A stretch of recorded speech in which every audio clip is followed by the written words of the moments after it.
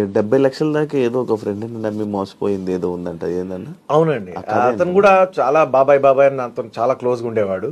నేను ఏ ప్రాపర్టీ చూసినా కూడా అది వద్దు బాగాలేదు, ఇది వద్దు బాగాలేదు, అది అని ఆఖరికి వాళ్ళ నాన్నను కూడా తీసుకొచ్చి చూపిస్తే వాళ్ళ నాన్న కూడా ఇది బాగాలేదు అది బాగాలేదు అని చెప్పేసి అది. ఈరోజు ఆ ప్రాపర్టీస్ నేను ఎంత తక్కువ అమౌంట్లో నాకు అప్పుడు దొరికిందంటే, అంత తక్కువ అమౌంట్లో దొరికింది.